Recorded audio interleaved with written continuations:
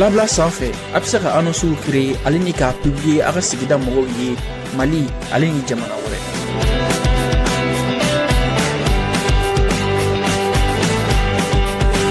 Ka kumaɲɔgɔnya nɔgɔya sannikɛlaw ni feerelikɛlaw ye. Labla bɛ se ka sɔrɔ Android ou iPhone sanfɛ, App Store ale ni Play Store jamana caman na yen bɛ sɔrɔ vidéo duguma. Lavage de l'auto ale de bɛ kokɔrɔ kɛ sanga ana ka waati maa minnu bɛ yen ni u sigilen bɛ baarakɛyɔrɔ la tant t'u bolo ka taa n'u ka mobili lavage la yalima maa minnu bɛ yen ni u bɛ siran k'u ka mobili di maaw ma ka taa lavage la yalasa tiɲɛni kana sɔrɔ sira la o jɔrɔ bana bɛ pewu ka kɛɲɛ ni lavage de l'auto mɔgɔw ka wuli ka jɔ ye yalasa k'u lasɔrɔ nɛgɛjuru sira 62 21 38 73. a filɛ k'i tɛgɛ sigi nin kɔnɔna kan wala an b'a mobili in kɔnɔna ye a y'a tɛgɛ sigi k'a y'a lajɛ a ye mobili in kɔnɔna lajɛ sa a ka nkalon bɔ n da est ce que nkalon don a y'a lajɛ sa cɛ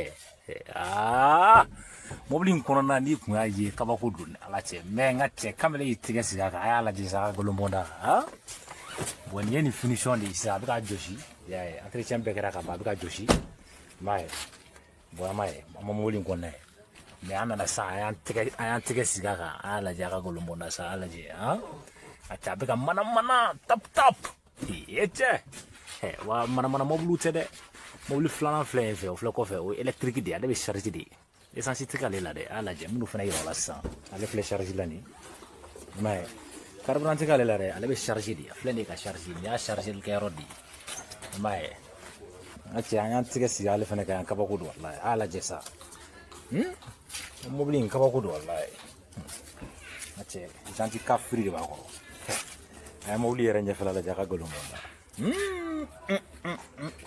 Alors comme vous pouvez le remarquer, aujourd'hui je suis habillé par B-Shine. B-Shine, vous voyez, j'ai les casquettes, la casquette B-Shine. Ouais. Si ça vous plaît, hein, je vais vous passer le numéro de téléphone, vous voyez. B-Shine, ça c'est la casquette B-Shine. C'est bien, non? Super, hein? Cool, hein? Voilà. Et puis voilà, il y a les trucs, il y a les survêtements B-Shine, vous voyez. Survêtements B-Shine, très bien, hein? Franchement. C'est une marque qui va m'accompagner désormais. Voilà.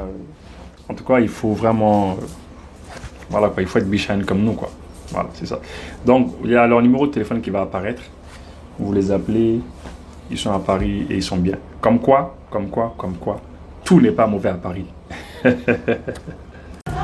Nous sommes le 15 juin 2025. J'espère que cette émission que je suis en train de faire va vous trouver en très bonne santé, vous qui suivez régulièrement mes émissions.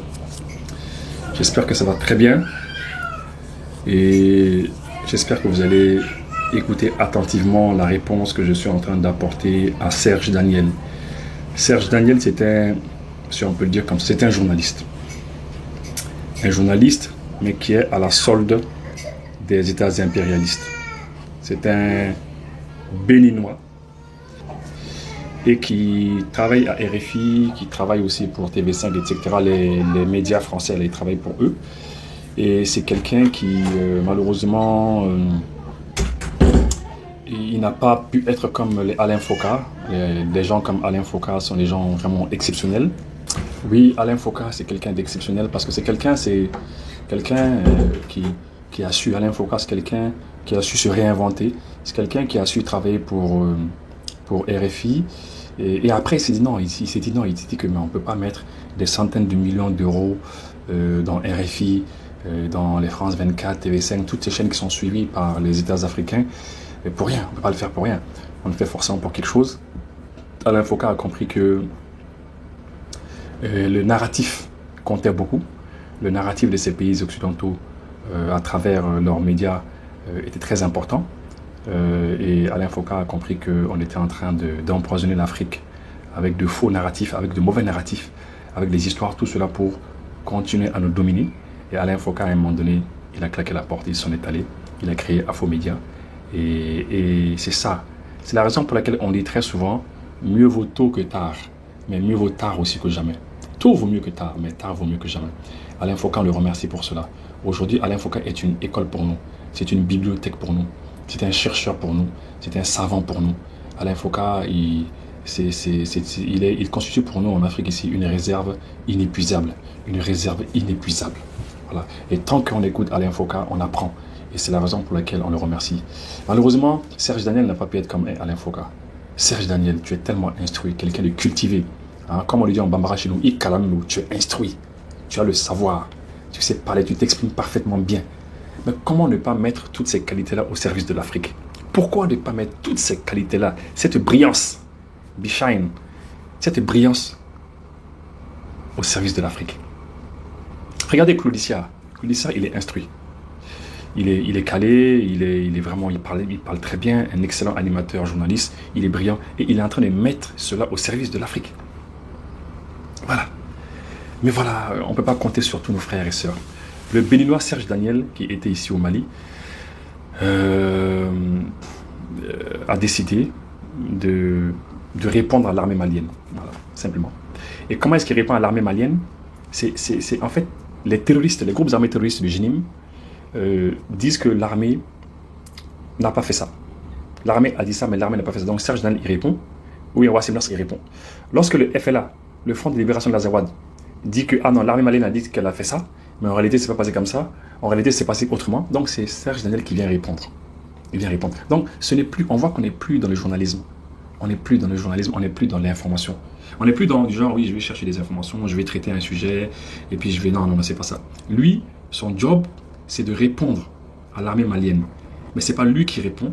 Les réponses qu'apporte le GNIM, les réponses qu'apporte le groupe armé terroriste GNIM, ou bien les réponses qu'apportent les groupes armés terroristes du FLA, ce qu'ils apportent comme réponse, c'est Serge Daniel qui passe ces messages sur les plateaux de France 24, TV5 et autres. Et voilà, et c'est quand même malheureux de voir qu'un de nos frères passe son temps à mentir, à désinformer la population africaine. Il constitue aujourd'hui l'un des porte-paroles de ces groupes armés terroristes, que ce soit du GNIM ou du FLA. Nous savons que les services de renseignement français recrutent des journalistes, recrutent des animateurs, recrutent des diplomates, recrutent des gens, recrutent même des activistes, etc. On les recrute pour qu'ils fassent l'affaire du Quai d'Orsay. Nous savons que les médias sur lesquels Serge Daniel il passe, les médias sur lesquels il passe son temps à désinformer, lui et Wassim Nasr, nous savons que c'est des médias qui sont sous le contrôle de l'État français, et nous le savons. Ils sont sous le contrôle du Quai d'Orsay, du ministère des Affaires étrangères, on le sait. Et ils ont été recrutés, et ils sont payés pour ça, ils ne vont pas arrêter de le faire, parce qu'ils sont payés pour ça, on les paye. Imaginez un petit peu, pour que Serge Daniel et Wassim Nasr, pour que des gens comme ça soient heureux, vivent bien dans leur famille, pour que leurs enfants puissent aller en vacances, etc., eh bien, ils ont de l'argent de ces groupes armés terroristes. Oui, ils prennent de l'argent de ces groupes armés terroristes. Oui, parce que c'est grâce aux groupes armés terroristes qu'eux, ils vivent. Il faut comprendre, il faut faire la liaison. C'est-à-dire, les groupes armés terroristes, tant qu'ils vont continuer à terroriser les peuples africains, eh bien, eux, les Serge Daniel, ils vont avoir de l'argent, parce qu'eux, ils vont toujours être recrutés par les services de renseignement français pour qu'ils fassent leur affaire. Donc, c'est l'argent du terrorisme qui est en train de les faire vivre. Que leurs enfants, que leurs femmes sachent que leurs maris vivent de l'argent du terrorisme qui se fait en Afrique. Voilà. Donc, ceci dit, j'aimerais quand même passer un message à l'État sénégalais.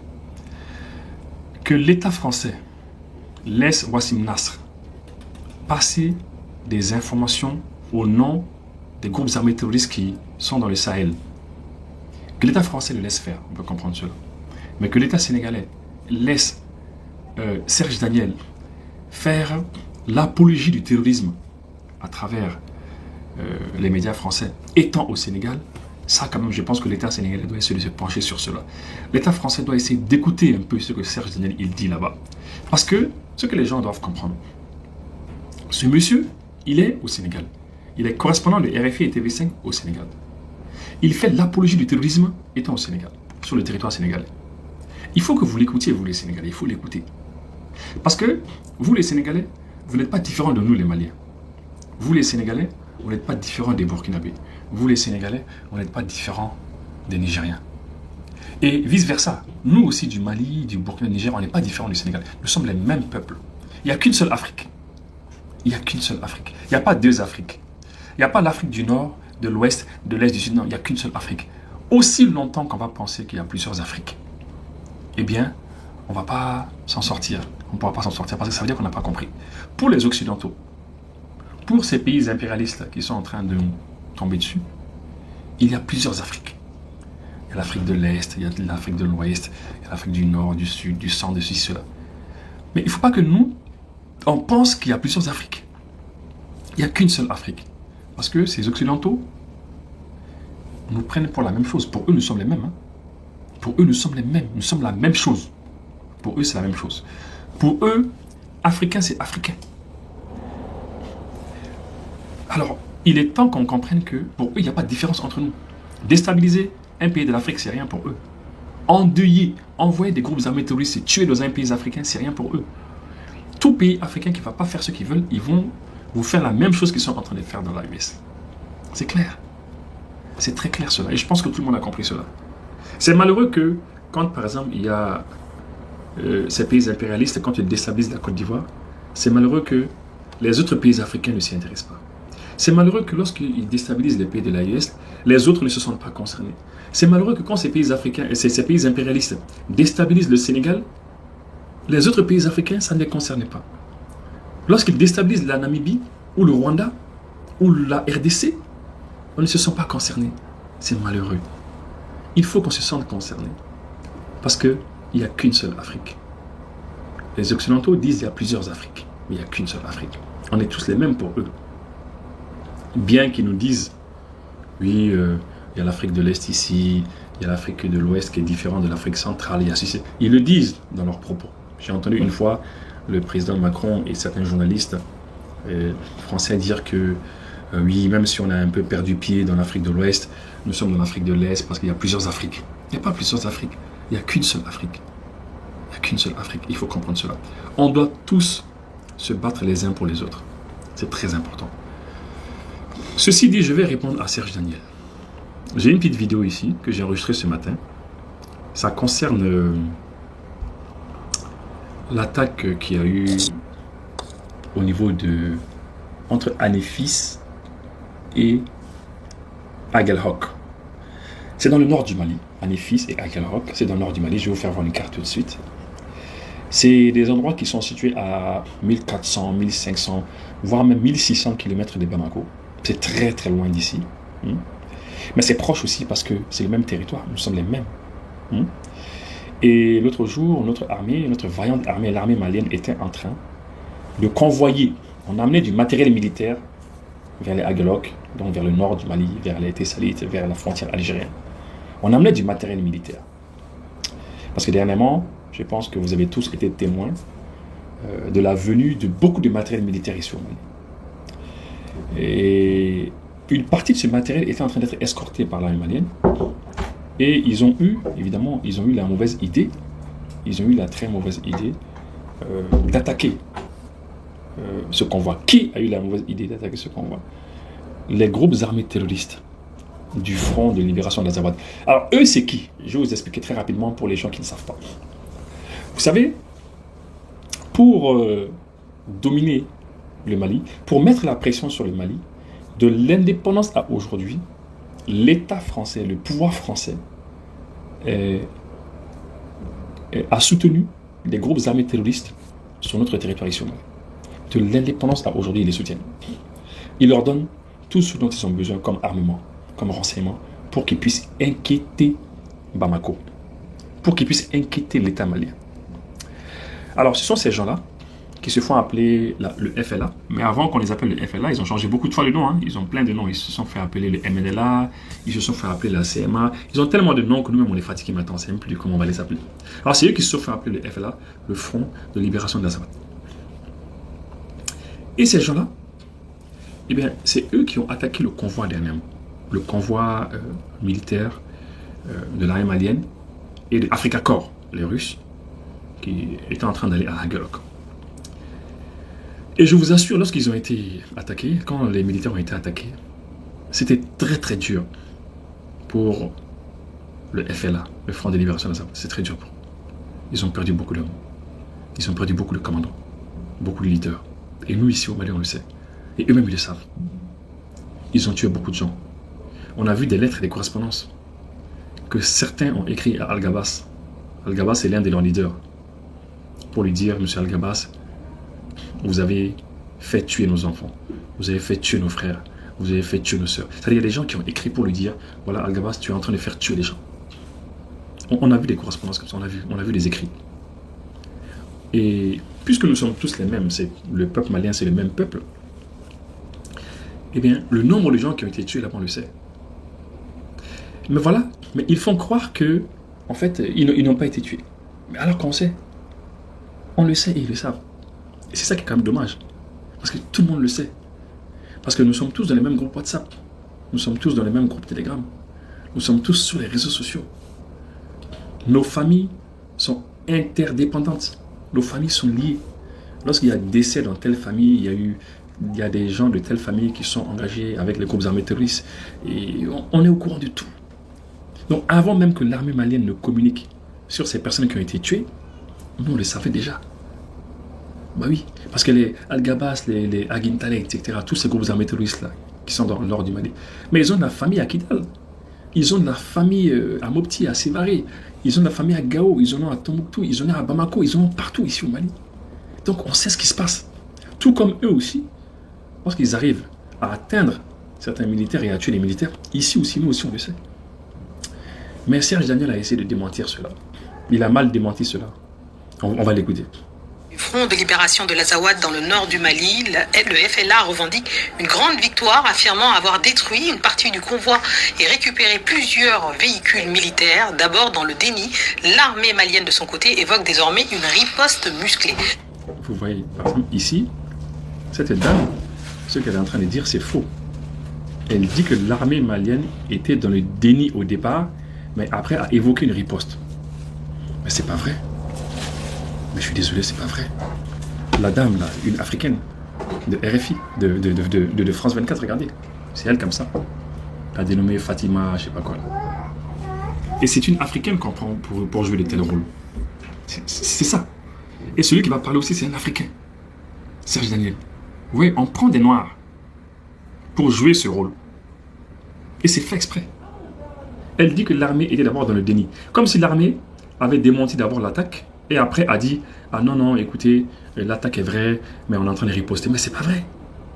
Mais c'est pas vrai. Moi, je vais vous donner simplement un exemple. Les gens qui regardent cette émission-là, allez-y sur le groupe, sur la chaîne Telegram de Africa Corps. Il faut juste faire un croisement d'infos. Il faut croiser les informations. Il faut croiser les informations. Moi, par exemple, pour savoir la vérité, moi, je sais que je ne peux pas avoir toutes les informations avec l'armée malienne. Parce que l'armée malienne ne va pas tout me dire. Parce que moi, je ne suis pas un officier, je ne suis pas un militaire, je ne suis pas, voilà, on ne peut pas tout me dire. Mais, moi, je suis dans des groupes Telegram. Parce que tout le monde sait que Telegram, c'est pour les Russes. Je suis dans des groupes Telegram. Dans des groupes Telegram de Africa Corps, de Wagner et de d'autres chaînes russes. Donc, ce que l'armée malienne ne nous dit pas, on arrive à le savoir à travers ces groupes Telegram. On arrive à le savoir. Mais Africa Corps a publié sur sa chaîne Telegram. Hein. Ils les ont exécutés. On a vu les images. Ils les ont bombardés. Les mecs, on les voyait fuir. Hein? Et la communauté Touareg du Mali qui est ici, nous ont fait cas de tellement de morts côté groupes armés terroristes. Hein. C'était très dur pour eux. Hein. Imaginez un peu Al-Gabas, il a perdu son beau-fils. Le mari de sa fille. Oui, il a perdu. Et son fils aussi. Certains pensent que son fils est mort. Je ne sais pas s'il est mort. Mais son fils était gravement malade. Il a été gravement blessé. Il se dirigeait vers la frontière algérienne. Et il y a d'autres sur la liste qui sont morts. Je vais vous lire après le communiqué de l'armée malienne. On va continuer. Un certain Serge Daniel nous en dit plus. Dans un premier temps, les services de communication de l'armée malienne ont catégoriquement démenti une supposée attaque de leur position par les rebelles maliens du Front de libération de l'Azawad. Mais comme si les services de l'armée malienne étaient rattrapés par la réalité sur le terrain, dans un second communiqué, ces services ont reconnu qu'il y a eu effectivement attaque, mais que, je cite, la riposte a été fulgurante. Faux, répondent les rebelles maliens du Front de libération de l'Azawad.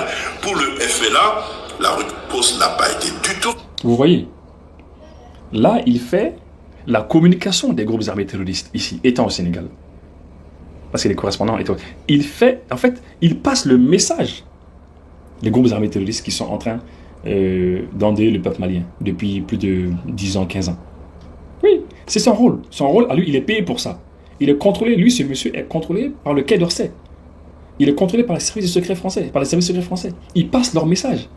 Vous voyez, il n'est plus dans l'information. Il n'est plus en train d'informer les gens. Non, il dit non, attendez, l'armée malienne dit qu'il y a eu ça, mais le groupe armé terroriste, non, parce qu'ils sont en contact. Il est en contact avec eux. Donc, c'est ce que Wassim Nasr aussi a fait l'autre jour.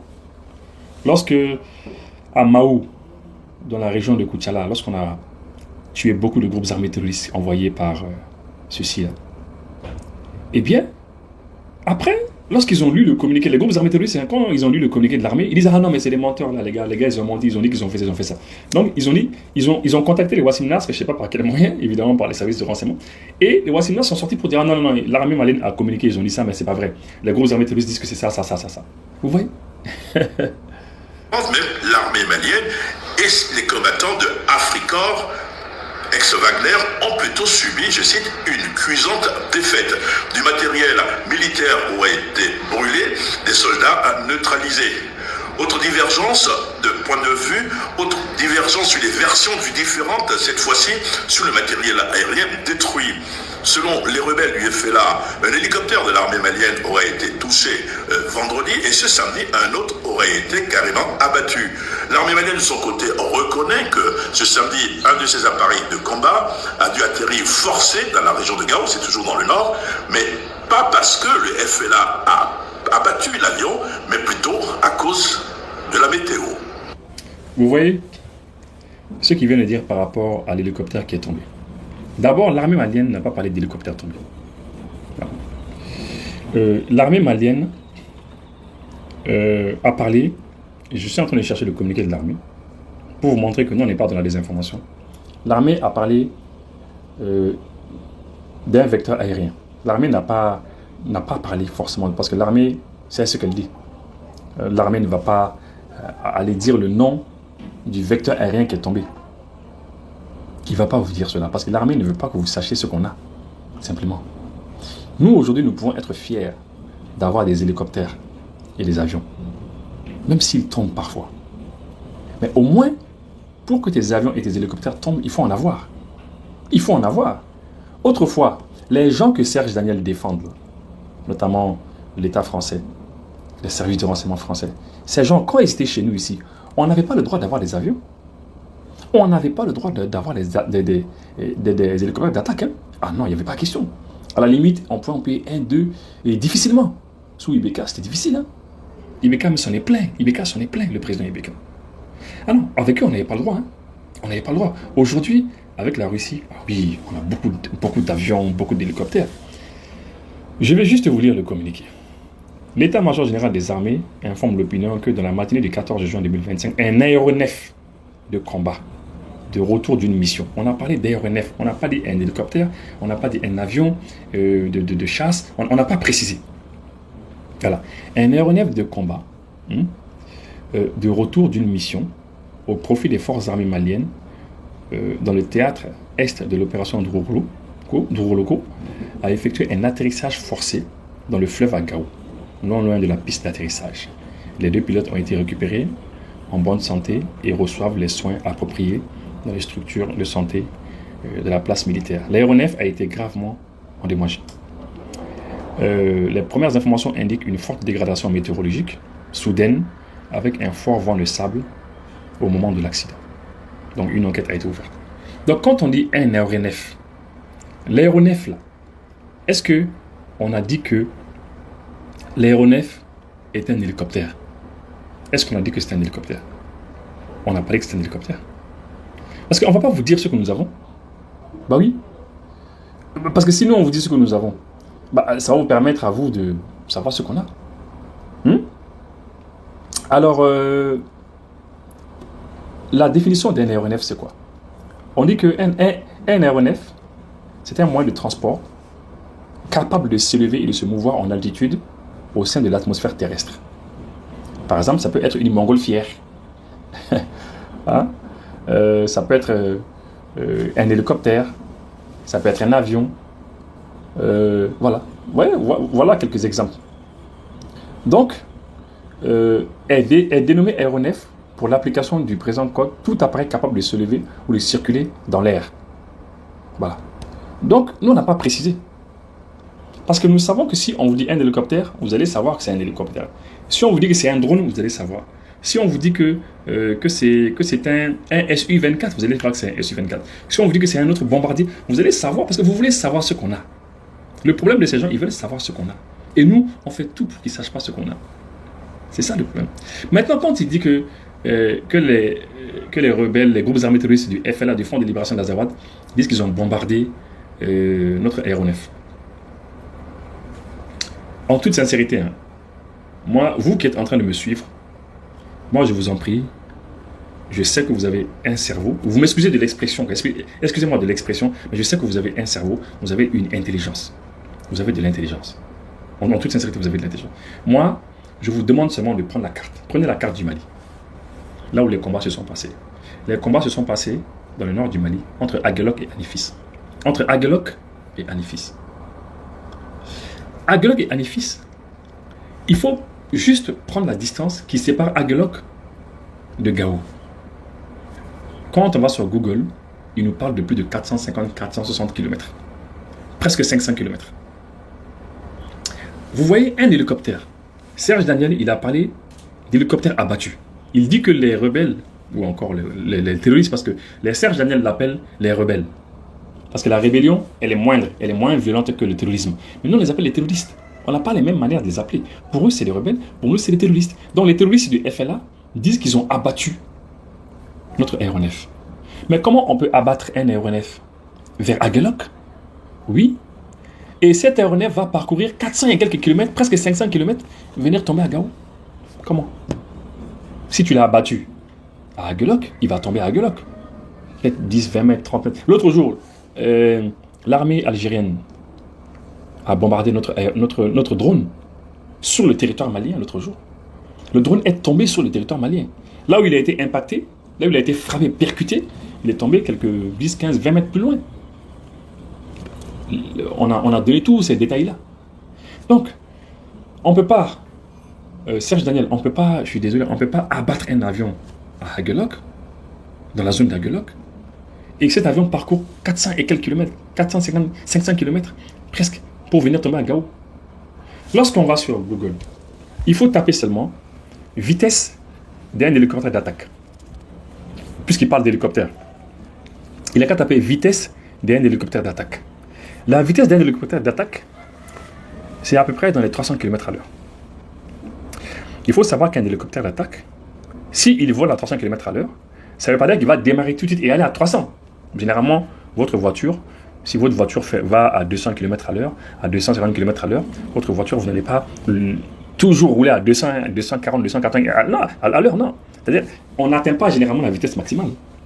Généralement, un hélicoptère qui peut aller à 300 km à l'heure, il va voler à 200 km à l'heure, il va voler à 150, 200, 250, voilà, au maximum. Donc imaginez un petit peu, un hélicoptère qui fait sa vitesse maximale 300 km à l'heure, ça veut dire qu'en une heure de temps, il parcourt 300 km. Donc ton hélicoptère a été abattu, mais il peut faire encore 2 heures de vol. Il est là, il est abattu, il ne peut plus fonctionner, il est abattu, mais il fait 2 heures de vol encore. Mais non, quand même, on ne peut pas. On ne peut pas. Lorsqu'un hélicoptère... À la limite, s'ils avaient dit que l'hélicoptère a été endommagé, bon, ils ont tiré sur l'hélicoptère a été endommagé, mais l'hélicoptère a pu parcourir encore 1h30, 2 heures de vol encore. On peut comprendre.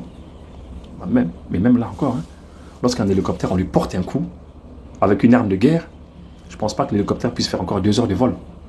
Ils vont chercher à s'arrêter, soit entre Aguelok et Anifis, soit ils vont s'arrêter à Kidal. Kidal est plus proche d'eux. Mais c'est logique. Lorsque, par exemple, on a la carte, lorsque tu quittes Aguelok, l'armée malienne a un camp à Kidal. Kidal, c'est à côté, c'est pas loin. Hein? Je vous donne la distance tout de suite. Permettez-moi juste de vous taper distance. Vous allez voir, je vous le tape direct. Hein. Distance Aguelok, Kidal. Ah, vous allez voir. Hein. Distance Aguelok, Kidal, c'est 34 km. Voilà. Voilà, ça a une trentaine de kilomètres. Une trentaine de kilomètres, voilà. Donc si c'est en voiture qu'on doit faire cela, ça nous prend 1h23 minutes. Voilà, donc imaginez 30 et quelques kilomètres, voilà. Donc, un hélicoptère qui a été frappé vers Aguelak, mais les pilotes, ils vont chercher à se déposer. Où ça? Mais à Kidal qui est à côté, c'est à 30 km. Pourquoi tu vas parcourir 450, 500 km presque avec un avion qui est en panne, qui a des problèmes? Et non, c'est pas vrai. Serge Daniel, allez-y lire les cartes, allez-y voir les cartes, hein. Moi je suis désolé. Hein. Ils vous racontent des bêtises. Il ne faut pas les écouter. Il ne faut pas les écouter. Ils sont dans la désinformation. Ils sont payés pour ça. Ils sont payés pour nous déstabiliser. Les Serge Daniel, les Wassim Nas sont payés pour nous déstabiliser. Ils sont payés pour mentir. Mais moi, ceux qui me confortent, ceux qui me mettent vraiment à l'aise, moi, eh bien, c'est que allez lire les commentaires. Allez lire les commentaires. Les commentaires, allez lire. Tous les Africains, quand je vois les commentaires, les Sénégalais, ils commentent. Parce que quand moi je vais sur RFI, France 24, TV5, c'est les commentaires que je vais regarder, quoi. Et je regarde les noms des gens qui commentent. Ça me permet de savoir, ils viennent de quel pays. Quand je vois les commentaires, je vois que c'est les Sénégalais qui commentent, qui disent c'est faux, c'est des histoires, il faut laisser les pays de l'AES. Je vois des Ivoiriens qui soutiennent l'AES, laissez les gens de l'AES tranquilles, il faut suffire de leur rappel. Je vois les Congolais, les Centrafricains, je vois des Béninois, je vois plein d'Africains mettre des commentaires favorables à l'AES en disant que ces gens sont en train de les informer. Je remercie ces Africains. Je les remercie. Il n'y a qu'une seule Afrique. C'est ce que je voulais vous dire aujourd'hui. Ces gens sont payés, en fait, par le ministère des Affaires étrangères français. Ils sont payés pour ça. Merci beaucoup de suivre mon émission. Merci. Et à bientôt.